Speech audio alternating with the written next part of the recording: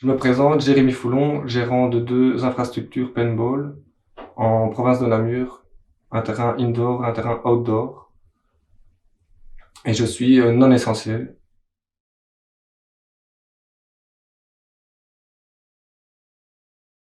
Nous sommes non essentiels. Qui décide de qui est essentiel ou ne l'est pas? Nous sommes complètement dans l'incompréhension. Pourquoi dire que nous sommes non essentiels alors que le domaine des sports et loisirs est super important pour tout le monde? Le sport et loisirs, donc, c'est primordial pour la santé physique et la santé mentale.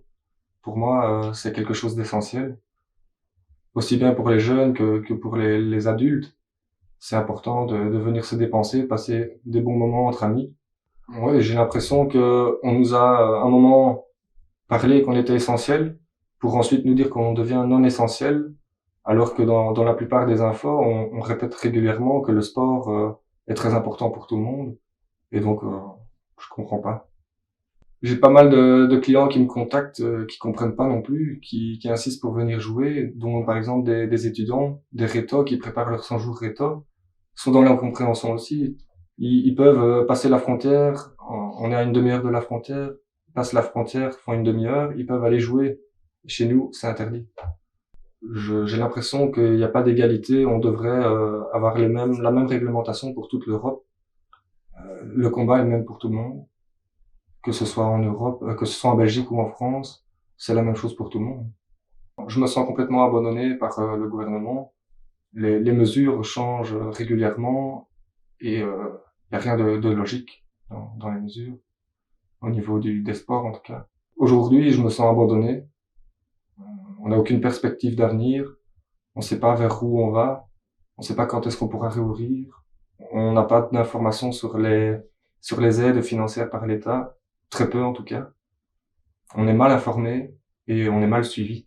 Les aides financières sont pas suffisantes, mais on s'en sort grâce à la famille qui donne de l'aide et à certains clients qui ont soutenu en faisant des bons cadeaux. Ça, c'est très important. On a une clientèle qui nous soutient pas mal, heureusement. Et alors, ce qu'on comprend pas non plus, c'est dans le milieu du paintball, j'ai un terrain extérieur de 2 hectares, un terrain intérieur de 2000 mètres carrés. Ce sont des grandes surfaces. Les gens jouent sur le terrain de jeu avec une distance de tir à respecter de 7 mètres. Ils portent le masque. Tous les masques sont désinfectés depuis toujours parce que les gens transpirent dans les masques, donc c'est habituel, on fait comme ça. Et je ne comprends pas pourquoi on peut pas continuer la pratique du paintball alors que tout pourrait être respecté. Mis à part la partie bar, qui, là, je comprends, soit fermée, mais le reste, on pourrait continuer l'activité sans problème.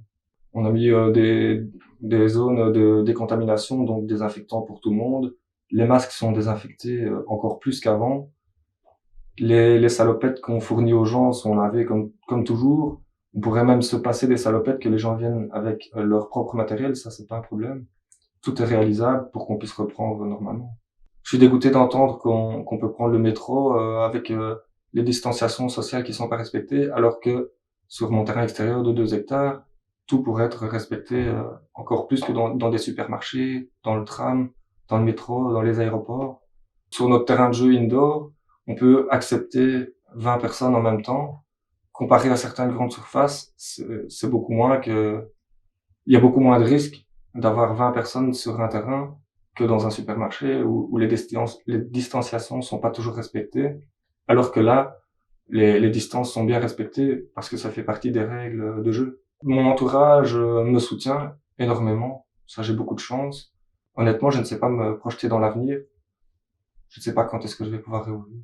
J'ai pensé à arrêter, mais je suis un battant et je me battrai pour mon projet. C'est un de mes rêves, je veux le réaliser à tout prix, je ferai tout pour.